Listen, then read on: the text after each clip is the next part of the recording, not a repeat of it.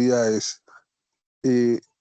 La deuda tributaria que no paga el obligado y al cabo de un tiempo excede inclusive el valor del predio,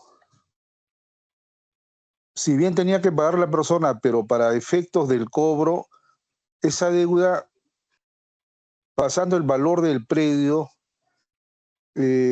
estaríamos hablando, si bien es una deuda, o sea, no cumplida, pero la suma de toda esa deuda, basado en el cobro del valor de un predio, sería igual.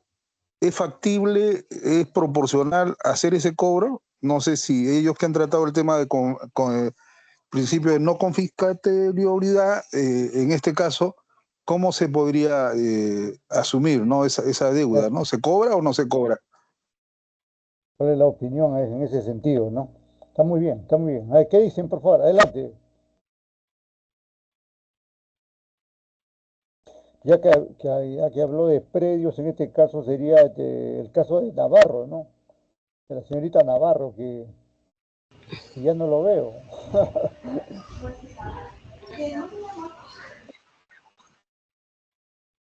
Adelante, Navarro. No se te ve y tampoco se te escucha. Buenas noches, ¿puede formular la pregunta nuevamente? Lo que pasa es que no la entendí. Ya, Bueno, O sea, resumir la pregunta, no sé. Sí, sí, mira, dice ya, que... A ver, adelante, adelante. ya, lo que pasa, si bien no han tratado en la exposición, pero bueno, como se han abocado a investigar ese tema, yo me hago la pregunta, ¿no? ¿Qué pasaría en el caso que la suma de todas de una deuda tributaria sobrepasa el valor del predio?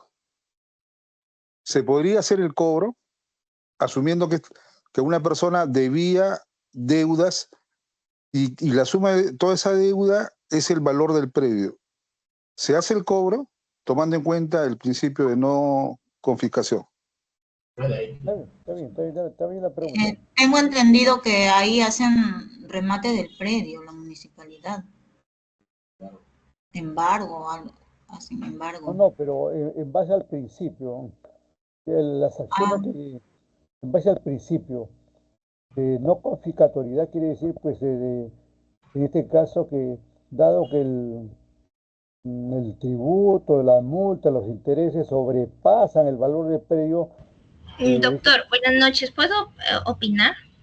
sí, claro, De adelante. acuerdo a este principio de no confiscatoriedad, no puede exceder el valor Claro. del predio el tributo, o sea, no se puede exceder. Hay Pues en todo predios que caso, el inclusive tributo no yéndose, puede exceder, el no tributo no puede, puede exceder al predio.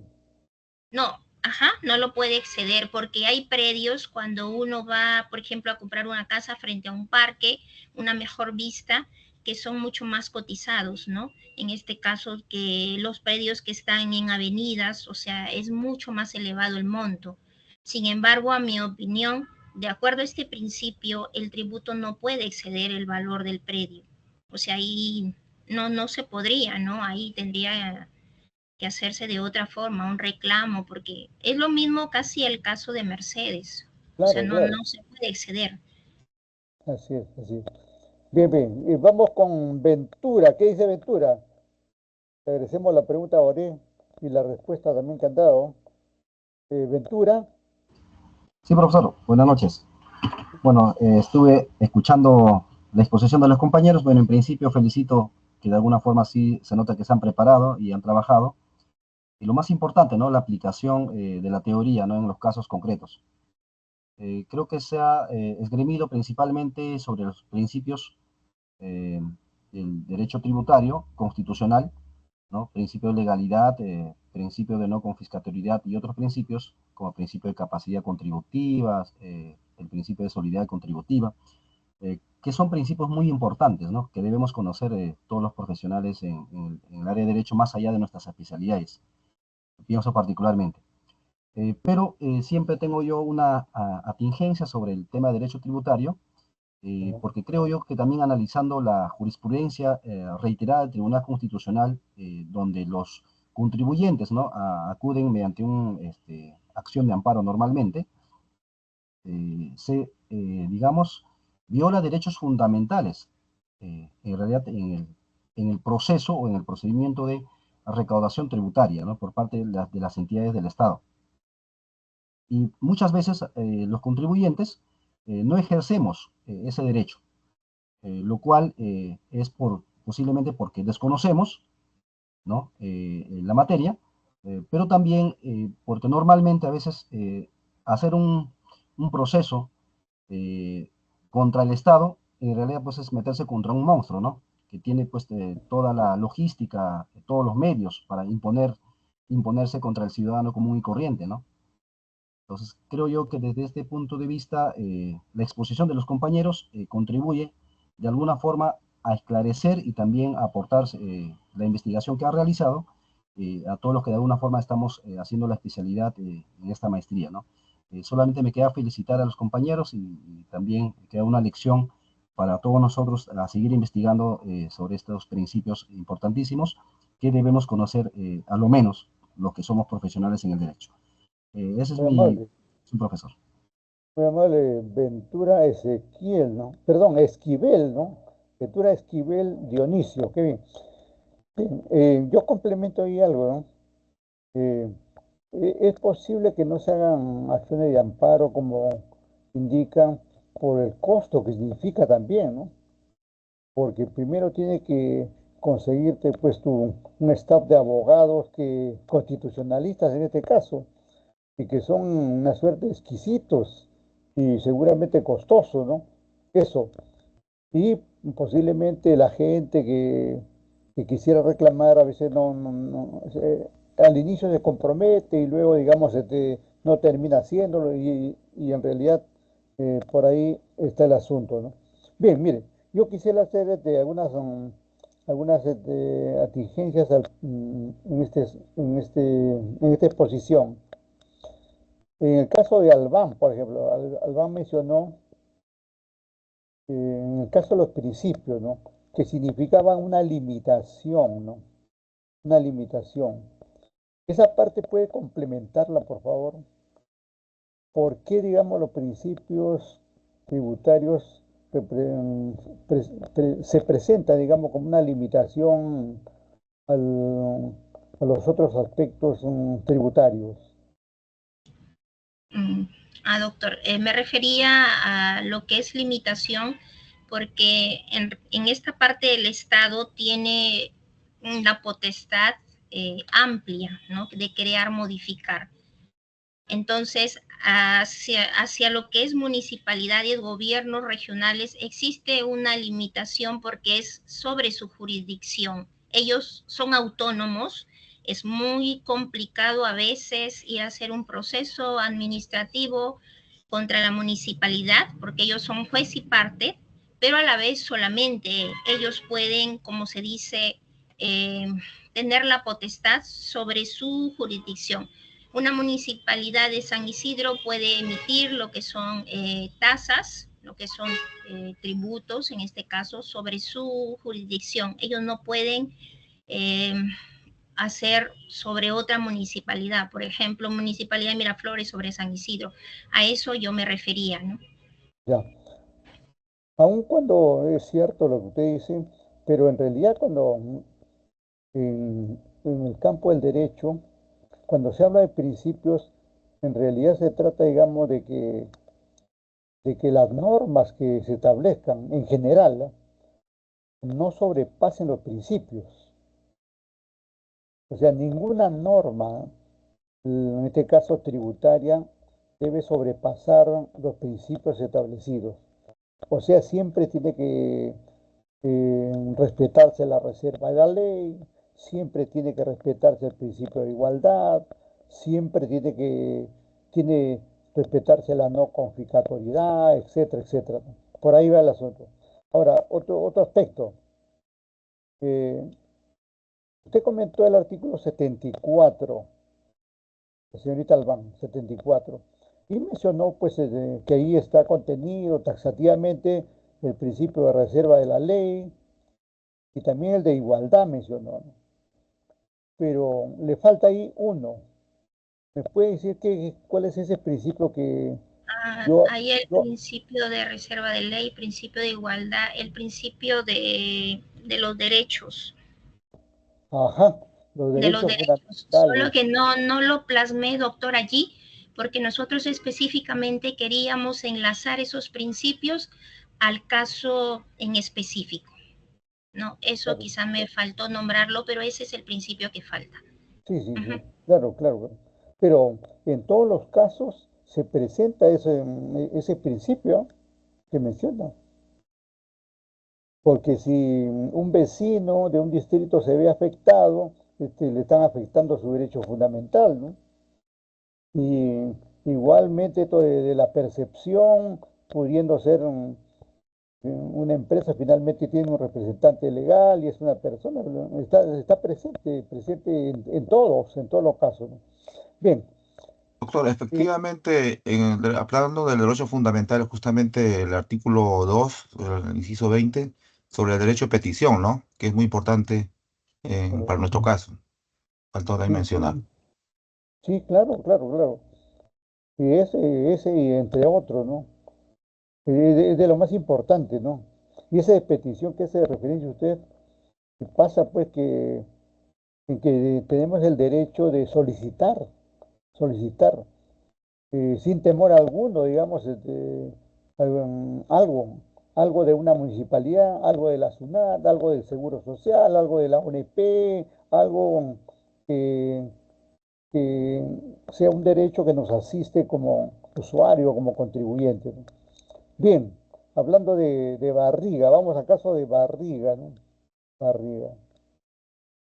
Eh, no le entendí bien esa partecita, bueno, era bastante extenso el asunto, pero primero un asunto.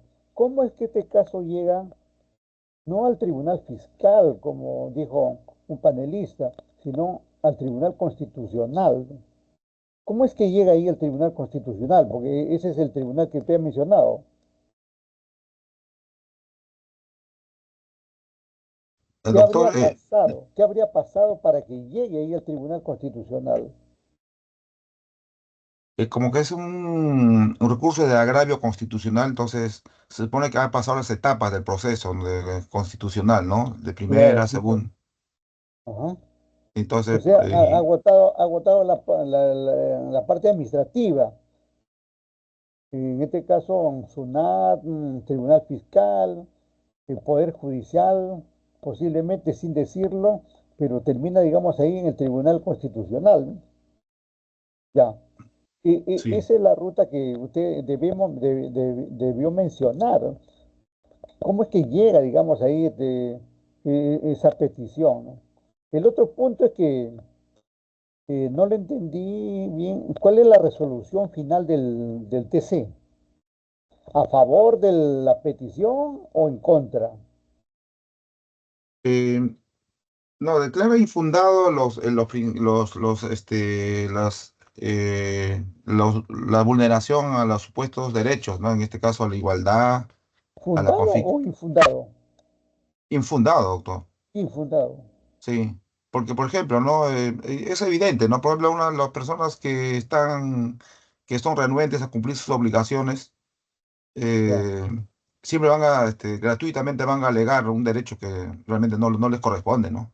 Y así de simple, no tenían digamos, el asidero legal como para poder fundamentar, ¿no?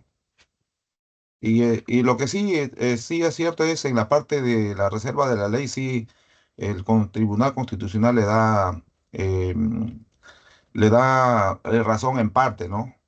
En la medida que no está, digamos, como le decía, en la parte que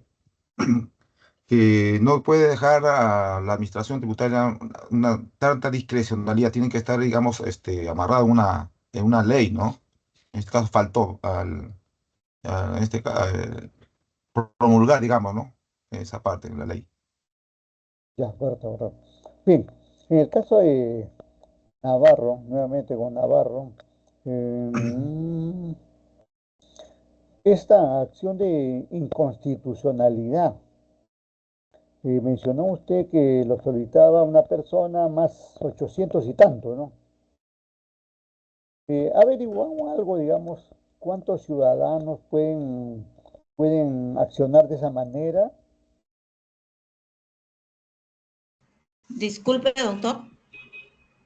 Decía que usted mencionó un caso de inconstitucionalidad, ¿no? Llevada a Así, cabo por... doctor. El llevada- demandante representaba a 844 ya, ciudadanos. ya, ese número justamente me inquieta. Eh, por ahí habrá averiguado, digamos, cuál es el mínimo para hacer un acto así de esa manera. En este caso, claro, los 844 era válido, por eso lo han aceptado, incluso tiene su resolución favorable en parte y en contra de la otra parte, ¿no? Pero en cuanto al número de personas,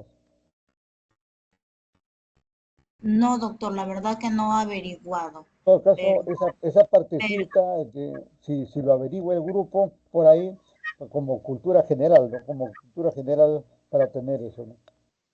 ok, Bien, doctor, gracias. sí.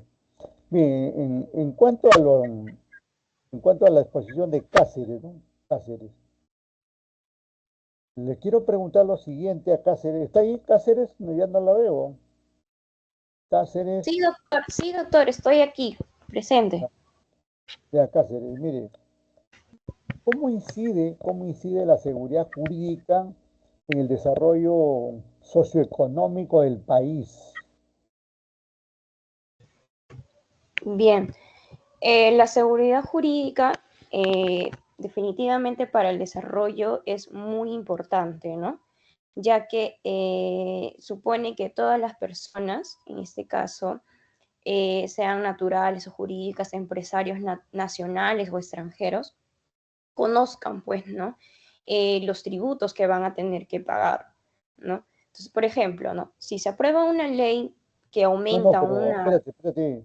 Una cosa es seguridad jurídica y otra cosa es seguridad tributaria. En este Claro, caso, seguridad jurídica se refiere a todo el entorno legal, ¿no?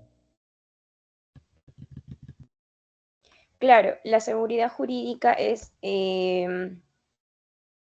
como lo mencioné, se va a nutrir del principio de legalidad, ¿no? Las normas Claro, tienen que claro, estar claras. ahí estamos bien. Pero ¿cómo incide, pues? ¿Usted cree que los chinos que han venido y han hecho el puerto de Chancay, si no hubiera Ujú. seguridad jurídica, podrían haberlo hecho? No, por supuesto que no, porque no creo que, estoy más que segura, mejor dicho, que si no existiera seguridad jurídica, normas claras, no vendrían pues aquí al Perú a invertir tantísimo dinero, ¿no? Es claro que ellos pues conocen la legislación peruana, conocen el sistema económico que tenemos en nuestra constitución. Es por ello que ellos están viniendo aquí a invertir, ¿no? Sí, sí, claro. Cuando, cuando se hacen grandes inversiones, hay un tipo de análisis que le llaman el análisis PESTEL. Anoten esas siglas, son siglas, PESTEL, ¿no? Y trata, digamos, del aspecto político, económico, social, tecnológico, ecológico y legal. O sea, cualquier inversionista, especialmente grande, analiza esos seis factores, ¿no? Uno de esos seis factores es la parte jurídica, ¿no? Si hay estabilidad jurídica, invierte, si no, se va.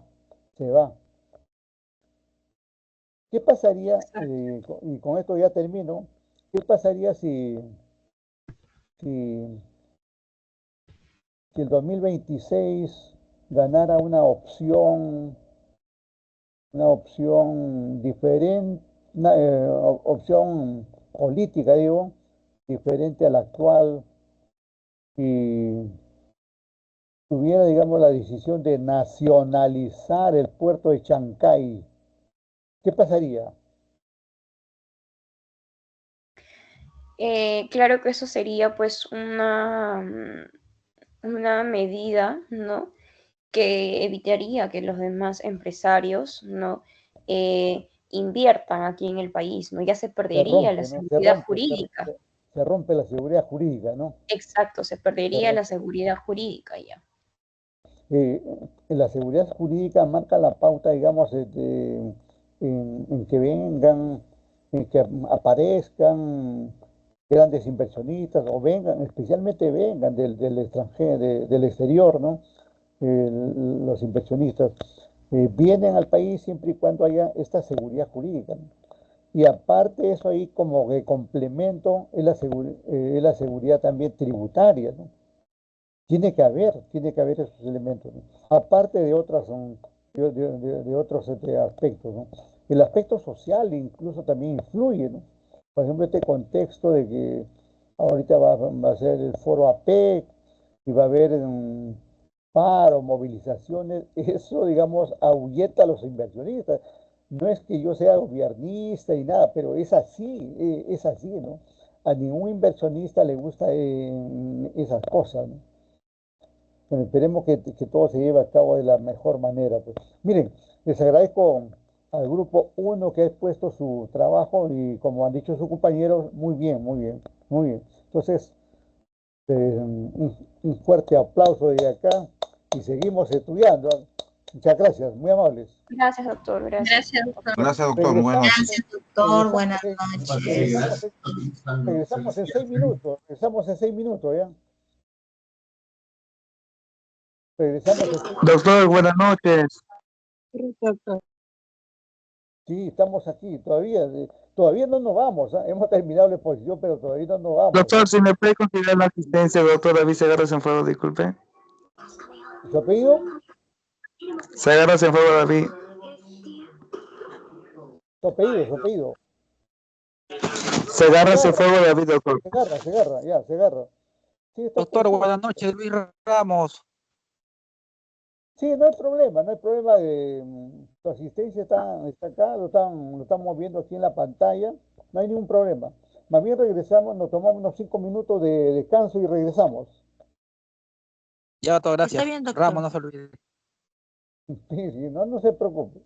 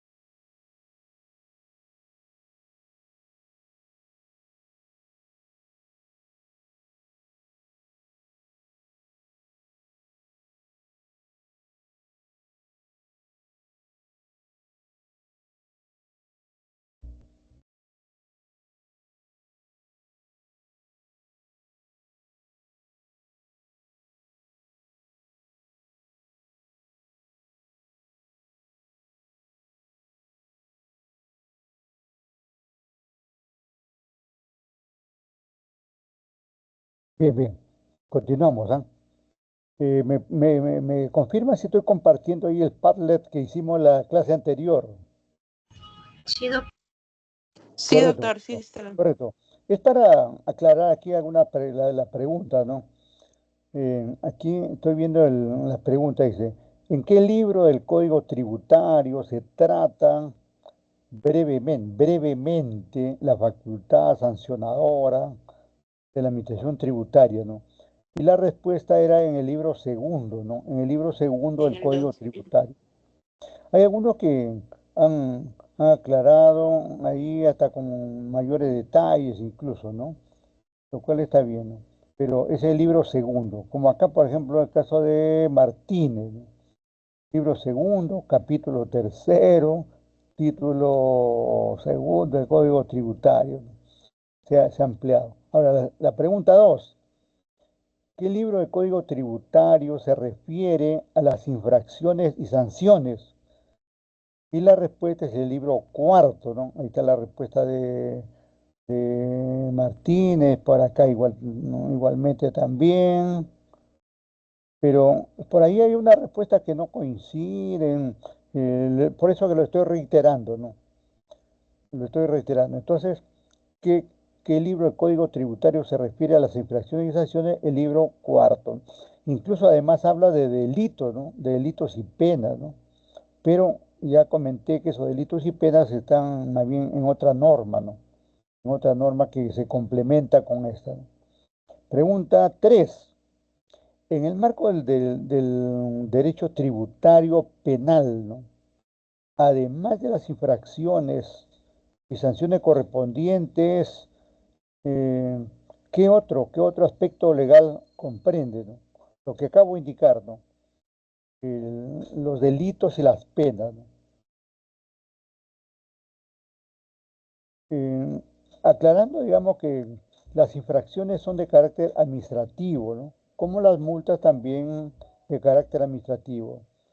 En cambio, pues el delito, obviamente es un delito y su castigo es la correspondiente pena, ¿no? Que en la otra clase vamos a ver el decreto legislativo 813, ¿no?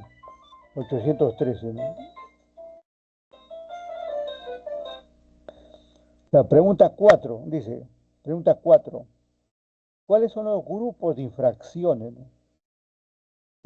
Eso lo pudimos ver en la clase anterior, eran 6 grupos, ¿no?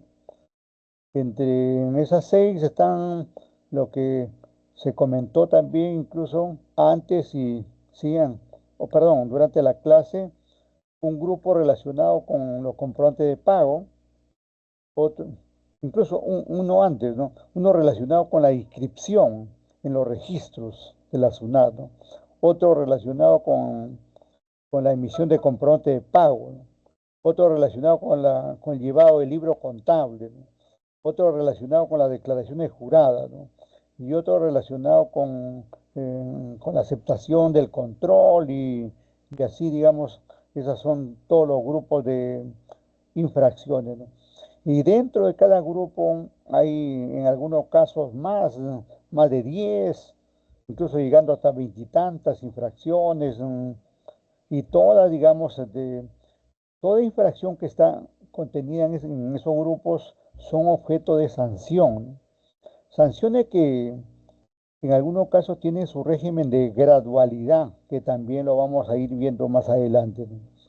La pregunta 5 dice, ¿cómo podrá influir la cultura tributaria en la reducción de las infracciones, ¿no? Un tanto similar a la pregunta que hice hace ratito, relacionado con cómo influye la seguridad jurídica, ¿no?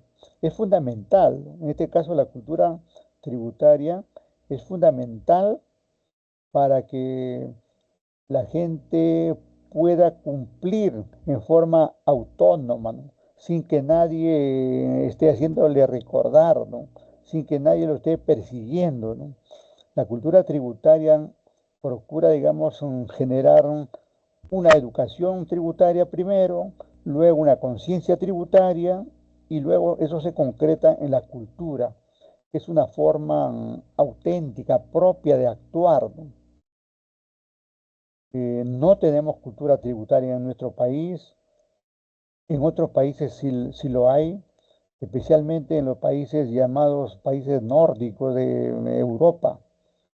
Creo que comenté en algún momento donde a veces cuando dicen vamos a cobrar una alícuota de tal porcentaje, y la ciudadanía dice, nosotros queremos pagar más sobre eso porque necesitamos esos servicios que vamos a recibir al pagar ese tributo, ¿no? Acá es todo lo contrario, ¿no? La gente no quiere, es renuente a pagar, renuente a cumplir, porque no tenemos una cultura tributaria y porque además, digamos, hay una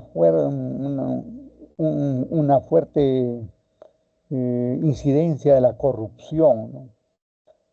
La gente ve, digamos, cómo los tributos que pagan sirven para las grandes coimas, los, mm, los grandes edificios de billete que mostraba en su momento el gobierno fujimotesinista. eh, Era pues sinónimo de corrupción, ¿no? Y eso era, digamos, parte de los tributos que nosotros pagábamos, lógicamente, no era dinero, digamos, de esta gente que se corrompía así de esa manera. Entonces, por ahí va este desarrollo, ¿no? Ahora, compartimos por aquí este material que tenemos.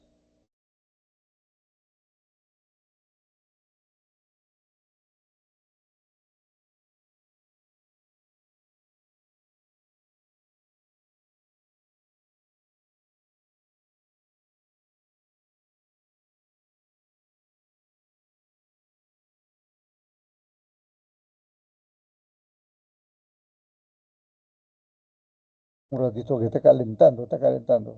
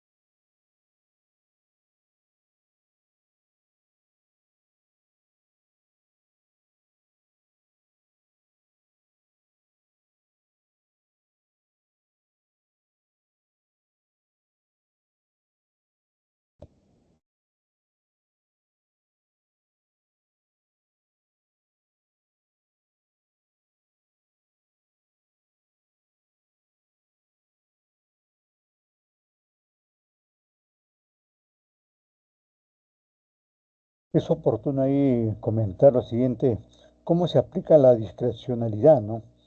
Porque siempre hemos leído ahí en la norma que, que la administración tributaria tiene la facultad de discrecional, ¿no? Entonces vemos que en el caso de contribuyentes pequeños, como lo que son del régimen único simplificado, RUS, aun cuando están establecidas las infracciones con sus correspondientes sanciones, perdón, multas, ¿no?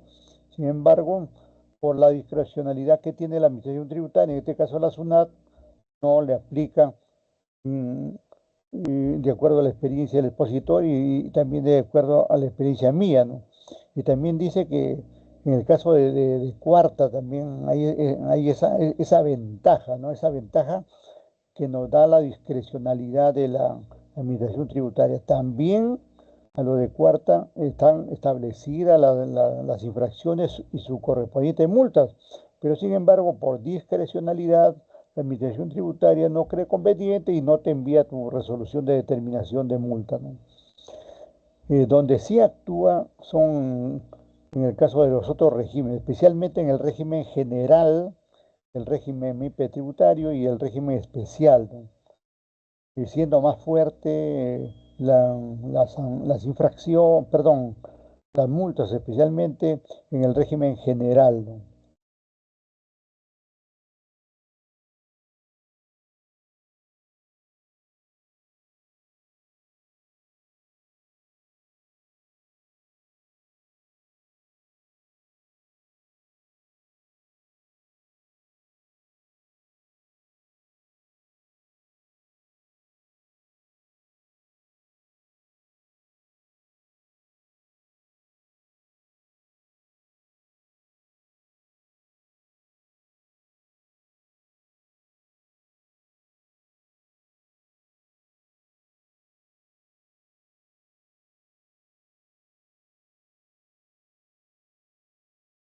Profesor, disculpe, no se escucha, profesor, el audio. Doctor, disculpe, no se escucha.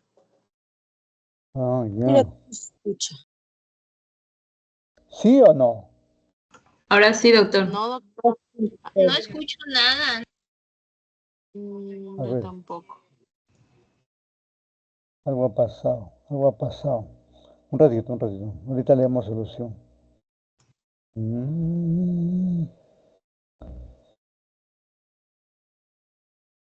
Dejamos de compartir por acá. Otra vez compartimos. Sonido.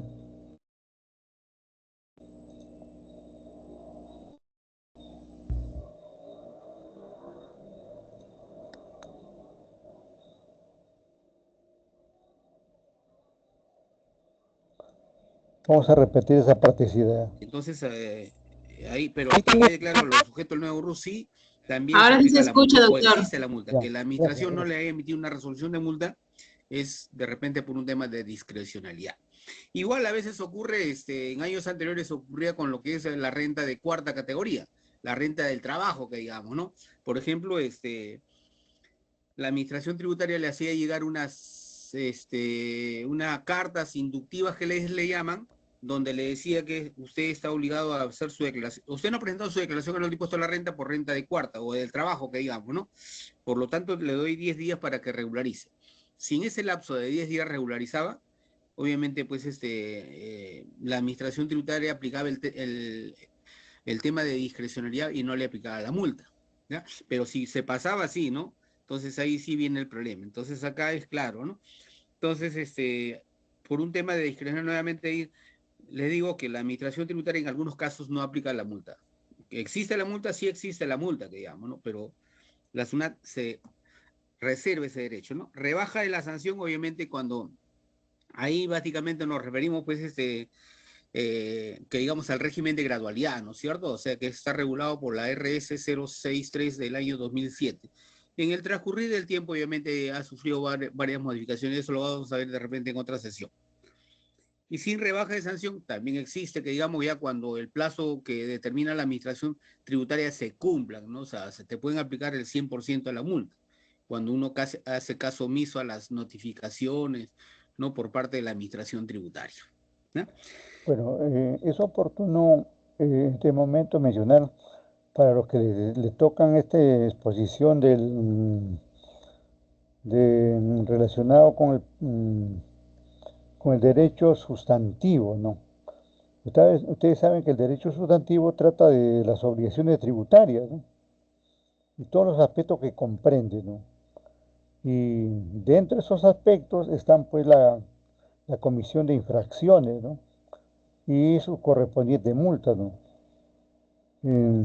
Porque las cosas no son aisladas, ¿no?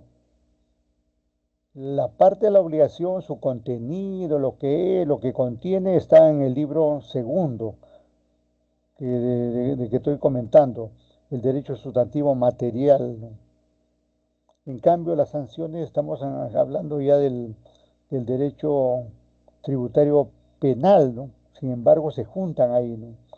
Entonces, para los casos, por ejemplo, para los casos que pudieran presentar, puede ser una determinación de alguna obligación como IGB, como renta, ¿no? Y considerando que al no haberse pagado dentro del plazo, se ha incurrido en una infracción, hay que determinar la sanción, ¿no?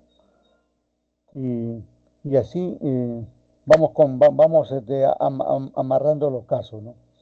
Bien, ¿alguna pregunta, algún comentario de parte de ustedes? Estamos en la hora.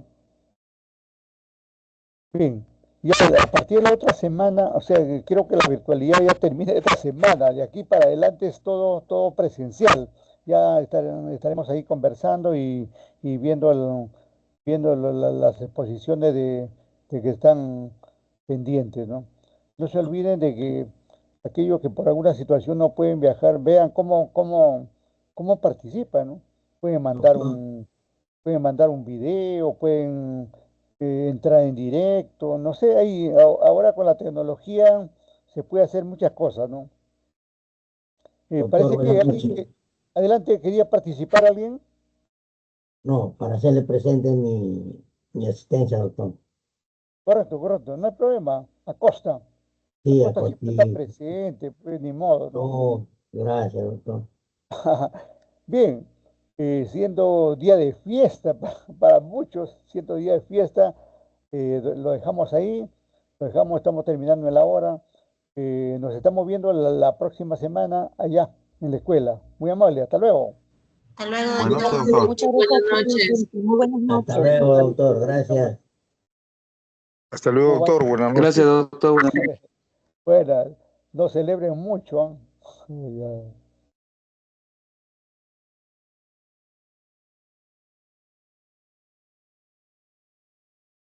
A ver, vamos a Buenas ver. noches, doctor. Buenas, gracias. Quiero cerrar eso. Ah, sí. Doctor, ¿me Diga, escucha un ratito si antes que se... sí.